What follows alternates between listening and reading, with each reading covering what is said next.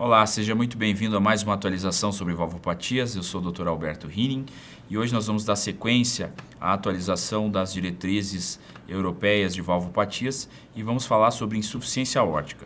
O que mudou na diretriz da ESC 2025 em relação à nossa diretriz brasileira na abordagem de pacientes com insuficiência aórtica.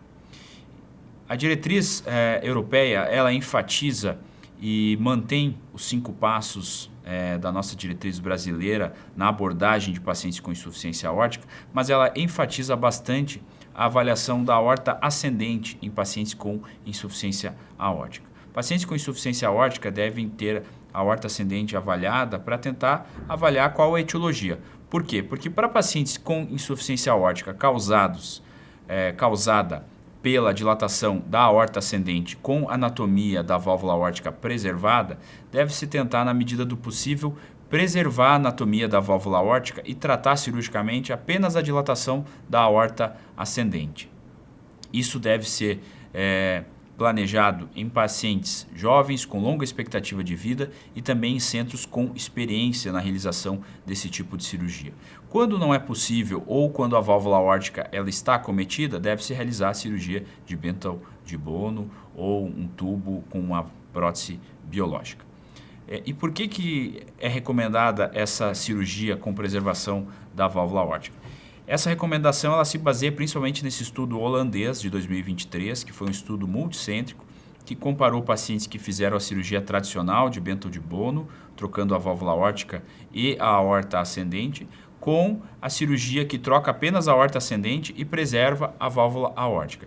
E mostrou melhores desfechos de morbidade a longo prazo, menos tromboembolismo, menos endocardite e também menor mortalidade nos pacientes que fizeram essa cirurgia de preservação da válvula aórtica, mas com necessidade semelhante de reoperação. Então essa cirurgia ela deve ser considerada em centros de experiência e pacientes jovens com longa expectativa de vida.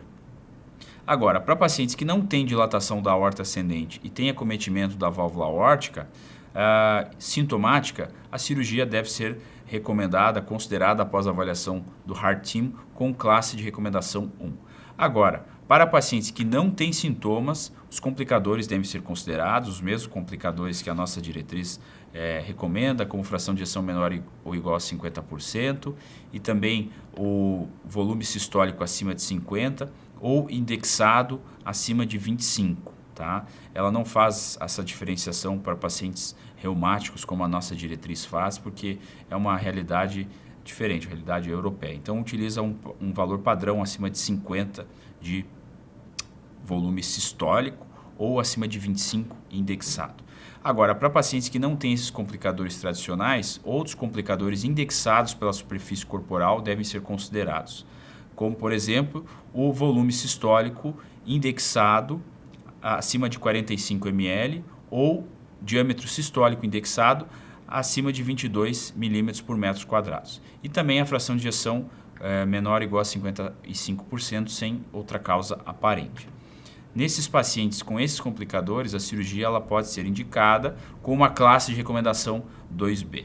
Além disso, a diretriz europeia ela enfatiza que para pacientes com insuficiência aórtica, sem dilatação da aorta ascendente, pacientes jovens, principalmente o grupo dos pacientes com valvopatia bicúspide, se possível, também deve-se tentar preservar a válvula aórtica, fazer apenas um reparo e não fazer a troca dessa válvula, mas com uma classe de recomendação 2B. Isso vai depender do centro, da experiência do centro e do cirurgião.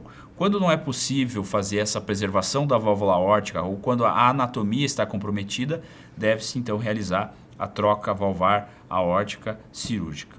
Agora, para pacientes que não são elegíveis para a cirurgia de alto risco inoperáveis, a TAV deve ser considerada. A TAV ela tem uma recomendação 2B. Por quê? Porque os estudos até o momento, em sua maioria, utilizaram próteses não dedicadas, ou seja, as mesmas próteses para TAV na estenose aórtica foram tentadas em pacientes com insuficiência aórtica e mostraram resultados não tão favoráveis, com alto risco de uma nova intervenção, insuficiência aórtica residual, migração da prótese. Então, ela é uma indicação off-label, a utilização de próteses não dedicadas. Agora, para Após a utilização de dispositivos ou próteses dedicadas específicas para insuficiência aórtica, os resultados estão já melhores, com menor risco de insuficiência aórtica residual, menor risco de migração da prótese, mas ainda alto risco de marcapasso permanente. Talvez porque os estudos foram feitos em pacientes inoperáveis de alto risco, em sua maioria idosos, então só pela idade, pelo alto risco cirúrgico, o risco de marcapasso permanente já aumenta. Mas a gente deve aguardar aí os próximos estudos que estão surgindo. Mas até o momento, a indicação de TAV para esses pacientes é para pacientes não elegíveis para cirurgia, de alto risco e inoperáveis. Além disso, a diretriz europeia recomenda que para pacientes que têm uma dupla lesão na válvula aórtica moderada, ou seja, estenose aórtica moderada em associação com insuficiência aórtica moderada, é fundamental prestar atenção porque a gravidade da doença mista nesses pacientes ela pode estar muitas vezes subestimada. É difícil avaliar a gravidade quando tem essas duas lesões. Então, mesmo com a área maior do que 1, com o gradiente médio maior ou igual a 40 ou a velocidade máxima do Doppler maior ou igual a 4, com ou não a associação da fração de ejeção menor que 50%, a recomendação é tratar esses pacientes, porque a gravidade da doença anatômica ela pode estar subestimada e a gente pode não tratar esses pacientes e o desfecho pode ser pior aí a longo prazo. A diretriz também enfatiza, então, a questão da utilização de diâmetros indexados, ou seja, complicadores indexados pela superfície corporal do paciente, não apenas valores de corte isoladamente. Então, a utilização do volume sistólico indexado acima de 45 ml por metro quadrado é um complicador, principalmente para pacientes com a superfície corporal menor do que 1,68. O diâmetro sistólico indexado acima de 22 milímetros por metro quadrado também é um complicador. E a ressonância tem um complicador que mostrou um complicador que é bastante promissor, que é a utilização do volume sistólico indexado pela superfície corporal maior ou igual a 43 ml por metro quadrado. E também utilizar a fração de ejeção, quando a fração de ejeção cai sem outra causa aparente, menor ou igual a 55%. Se o paciente tiver um risco cirúrgico baixo, também é um complicador. Então, as principais novidades da diretriz na abordagem de pacientes com insuficiência aórtica é tentar preservar a anatomia da válvula aórtica em pacientes com dilatação da aorta ascendente quando for possível e também utilizar complicadores indexados pela superfície corporal.